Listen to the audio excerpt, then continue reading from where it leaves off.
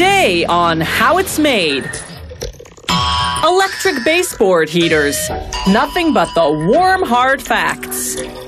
Molded pulp containers. This ain't pulp fiction. Prepared chicken. Passing the buck. And video games. Warning, this report contains graphic scenes. Electric baseboard heaters are inexpensive, easy to install, and practically maintenance-free. Unlike radiators, they're inconspicuous, and they take up very little space. And best of all, you can control the temperature room by room. A baseboard heater is simply wires and a heating element in a steel casing.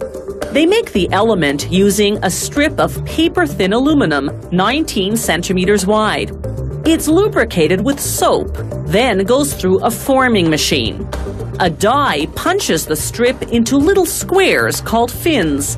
They measure 16 by 20 millimeters each and have a circle in the middle. The machine pierces the circles and cuts the fins apart.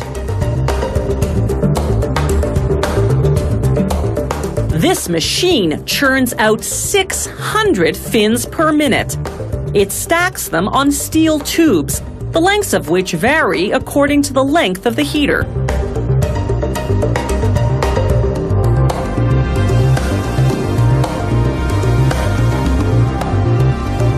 As each tube fills to capacity, a worker takes it away to be wired up. Elsewhere in the factory, meanwhile, they make the heater's casing, using what's known as cold-rolled steel, a flexible type of steel that can be worked without using heat.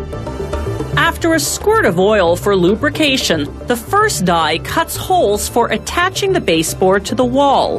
Then the second die cuts holes for attaching the heating element to the casing. Now the steel travels through what's called the roll former, a machine whose series of rollers successively bend the flat strip of metal, one fold at a time, into the shape of the casing. From start to finish, 20 rollers make 20 bends. The process takes exactly 146 seconds per casing.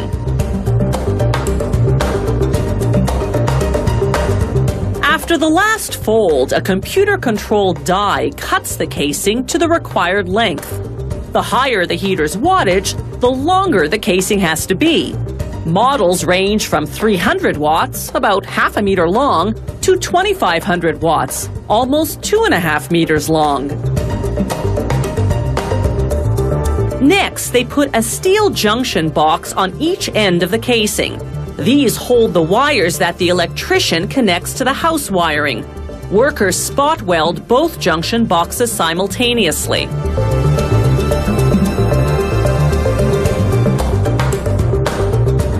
After a thorough washing, computer-controlled sprayers coat the casings in paint powder. Then it's into an oven for about 20 minutes at 185 degrees Celsius. This transforms the powder to liquid, drying it instantly. After running a red wire for the electrical current the length of the casing, they rig up what's called a linear high-limit temperature control, a safety device that prevents the unit from overheating and catching fire. Gas inside the temperature control expands under intense heat, triggering the device to cut the current. Now they install supports to hold the heating element in place. They're made of satin coat steel, a rust-resistant metal. As the element heats up, it naturally expands. To prevent it from scratching against the metal casing and making annoying noises, they install a heat-resistant plastic bushing. Now they connect the red wire that'll carry the electrical current to the heating element's black wire, capping it with a wire connector. They clip it to the cover of the junction box, easy access for the electrician installing the baseboard. Then they close the junction box cover. At the other end, they connect the red wire and the black wire to the temperature control wire. This runs the electrical current through the safety device at all times. After a voltage test, they close her up and snap on a panel to cover the element. Being toasty warm is now just an installation away.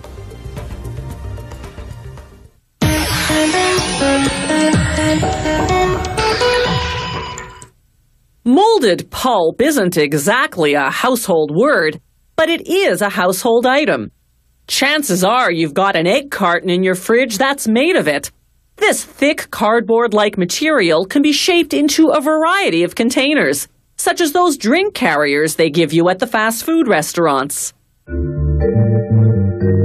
Farms ship out their eggs in trays called filler flats. These flats begin as recycled paper. Old phone books, newspapers, magazines, cardboard, pretty well any product made of paper fibers.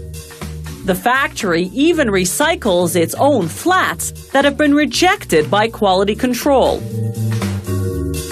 The raw materials go into what's called the pulper, a giant blender that mashes everything up and blends it with hot water that's 43 to 65 degrees Celsius. The hot water swells the fibers, causing them to break apart. After 20 minutes, they become pulp, a watery mixture roughly the consistency of hot oatmeal. The pulp exits out the bottom of the pulper through a filter that screens out plastics and other contaminants. Shaping the flats is a fully automated process. Formation molds descend into a vat filled with pulp. A vacuum sucks the mushy mixture onto them. Water jets rinse off the excess. Rotating above are transfer molds. They grab the flats off the formation molds and move them onto a conveyor. Before the transfer molds grab the flats, though, a brush applies a water-based lubricant. This ensures the flats won't stick to the molds. It's just like greasing a baking pan.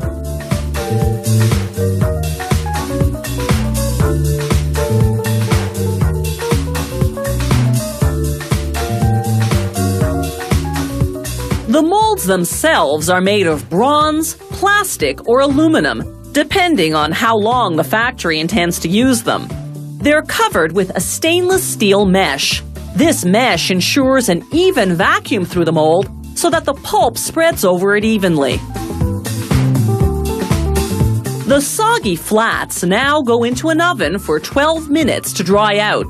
The 205 degrees Celsius heat evaporates the water. This bonds the fibers together, forming a rigid material. After they exit the oven, a device appropriately called an upender flips them up so that they stack into each other. A built-in counting mechanism triggers the machine to section off the required number of flats per package, then compress them, and seal them in plastic film to keep the dust out. The factory uses the identical molding process to make 4-cup drink carriers.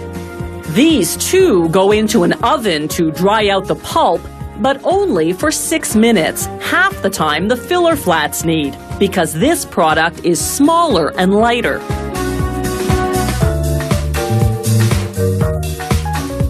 Automated compactors stack the finished drink carriers. Then workers compress them for packing and shipping. The factory also makes disposable urinal bottles for hospitals. They add chemicals to the pulp to make the bottles liquid tight. These molds are three-dimensional and lined with mesh on the inside. When they submerge into the pulp vat, a vacuum sucks in the pulp. When they resurface, water jets rinse the excess pulp off the bottlenecks, and the vacuum sucks out the water. A spiked conveyor belt transports the bottles to the drying oven. They dry at a lower temperature than the flats and drink carriers do, 176 degrees Celsius, and for a longer time, a half hour. This ensures the chemicals making the bottles liquid tight cure thoroughly. While urinal bottles can't be recycled for sanitary reasons, drink holders and filler flats are recyclable, making them extremely environmentally friendly.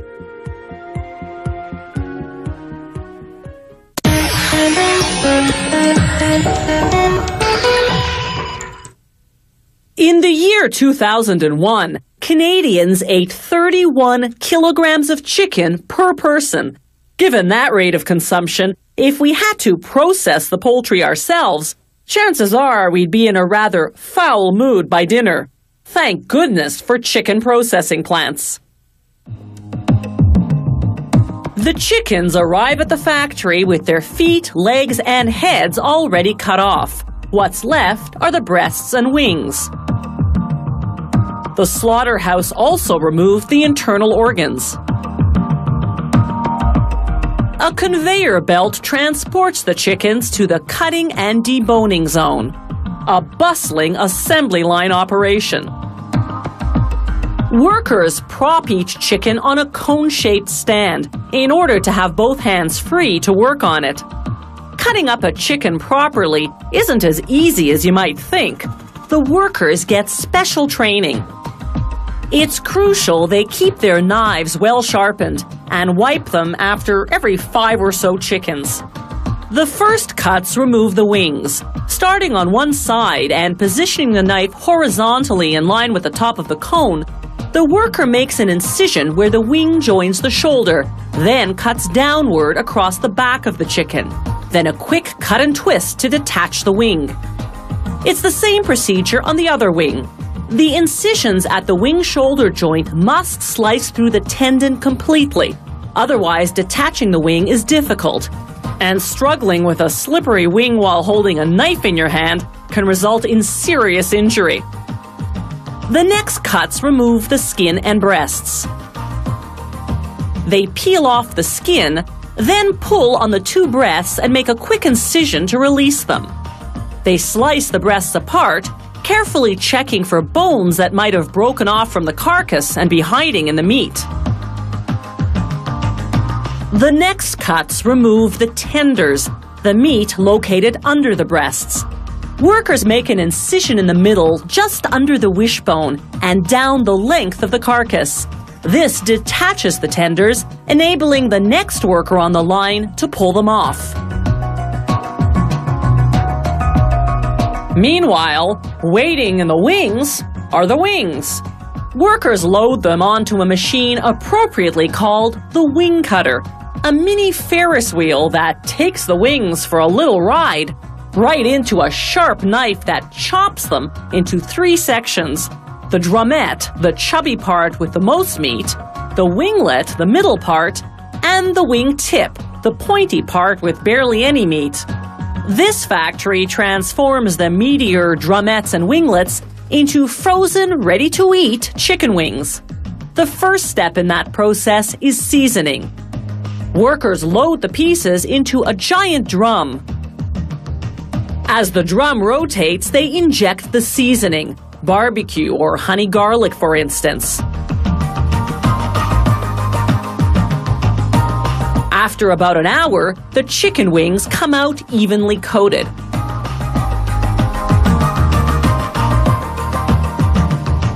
Now these freshly seasoned wings go into a gas-fired oven where they bake at approximately 250 degrees Celsius for 8 to 11 minutes. They come out fully cooked and ready to eat.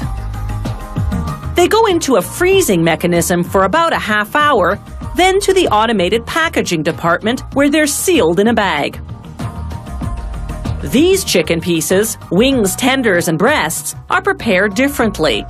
After seasoning, they travel through a rotating drum that coats them in a flour and breadcrumb mixture, then into a second drum for a second coat.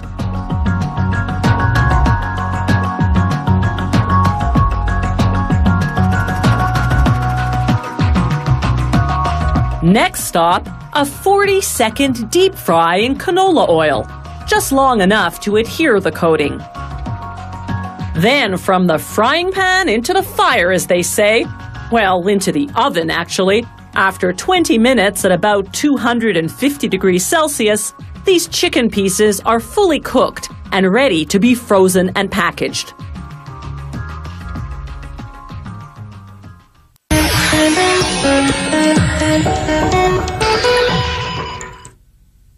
They started out a generation ago as simple black and white ping pong games on a TV screen. Today's video games are vivid, sophisticated, and fast-moving, driven by state-of-the-art computer software featuring the latest in high-tech graphics.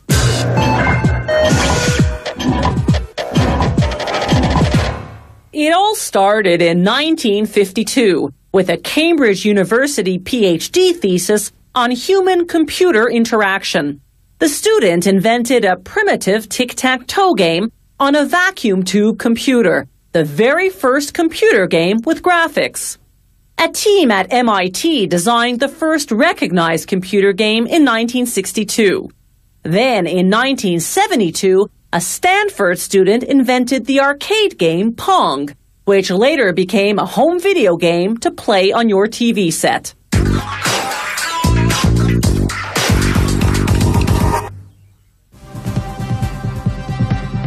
It all begins with the people who form what's called the core team. They brainstorm in meeting after meeting to hammer out the concept, how the game will look, how it'll work. Then they plan out the production schedule, assigning who'll do what, when. They break down the game on paper and color code the components. Then they post them on a bulletin board that'll act as the production's nerve center. Now work on the artistic concept begins. Artists sketch out the characters and backgrounds on paper in a scene-by-scene storyboard. Meanwhile, graphic artists recreate those storyboard drawings three-dimensionally on the computer. This step enables the development team to use the latest in computer animation technology to bring the game elements to life by adding colors, textures, shading, and, of course, movement.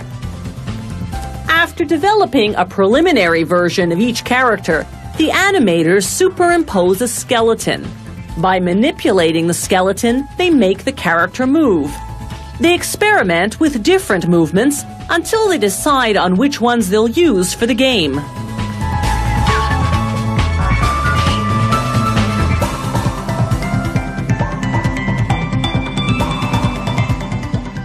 The animators have to design every movement each character can potentially make in the game. That's 700 movements for this main character alone. Once that's done, they flesh out the character's features and costumes to completion.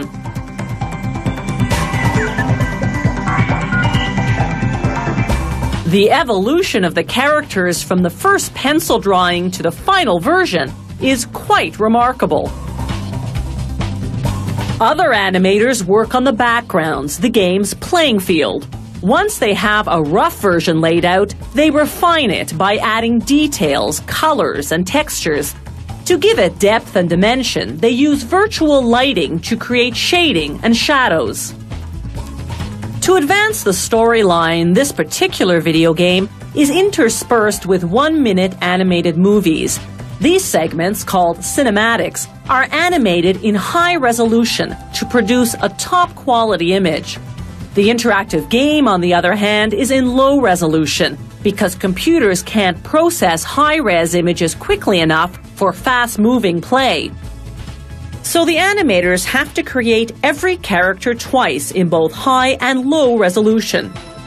Meanwhile, for the cinematics, they animate the storyboard using rough draft characters. This is simply to calculate the timing and to map out a clear path across the backgrounds, so that the characters don't collide with the scenery. To make the cinematics action look realistic, they use a technique called motion capture. The animators videotape themselves performing the action, then use animation software to reproduce it on the computer.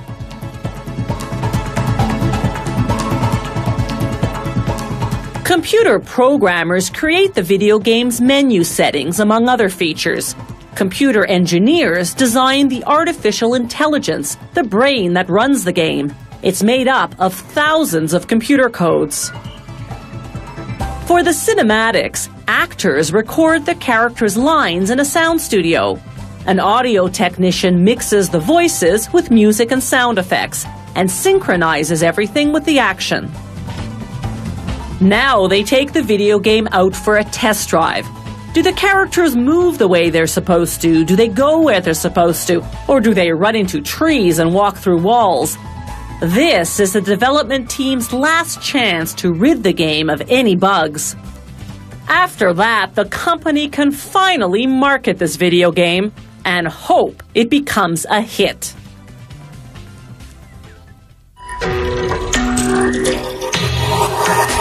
If you have any comments about the show, or if you'd like to suggest topics for future shows, drop us a line at www.howitismade.net.